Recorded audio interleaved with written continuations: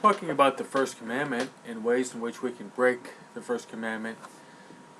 And one way is in which we disregard the theological virtues which connect us with God. The three theological virtues are faith, hope, and charity. Let's talk about the second theological virtue, the virtue of hope. Hope is a virtue in which we trust in God. Despite the problems that come to us, whatever they might be, problems, trials, tribulations, afflictions. Problems could be physical problems with respect to our health, economic setbacks, problems with family members, problems at work, maybe dryness in prayer. There are a lot of problems that can visit us. Now this is a time in which God is allowing these problems to come so that we will trust all the more in Him. I think a beautiful icon of trust, and I think we've got trust issues, all of us, is this biblical passage. Jesus is with the apostles the whole day, and He's preaching. And at night, as the sun goes down, Jesus tells the apostles to get in the boat. He compels them. In other words, they didn't really want to get in the boat. And he stays back to pray. Now, later in the night, the wind is against the apostles,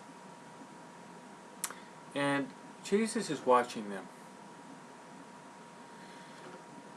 So early in the morning, as the apostles are on the boat, frustrated, tired, Jesus comes walking on the water. They think it's a ghost, and they cry out, "Ghost! Ghost! Ghost!"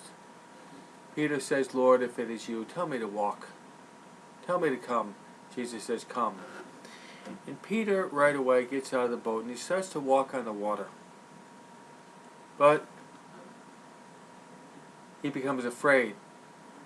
He starts by looking at Christ in his eyes, then he lifts up his gaze, and possibly he's looking at a wave or aware of the wind, but he lifted up his gaze so that he was not looking at Christ anymore. And he started to sink. He cries out, "Lord, save me." And Jesus with one hand rebukes Peter, "Man of little faith." The other hand, he stretches out his hand, he grabs the hand of Peter, and Peter is able to walk on the water once again, get into the boat, and shortly after that the boat crosses to the other side. This, I believe, is an icon of trust that God wants all of us to embrace. At times the Lord compels us to get into the boat even though we don't want to. At times there is that ghost on the water walking toward us. At times the Lord asks us to walk on the water even though we don't believe we can. And at times we have to cry out like Peter, "Lord, save me."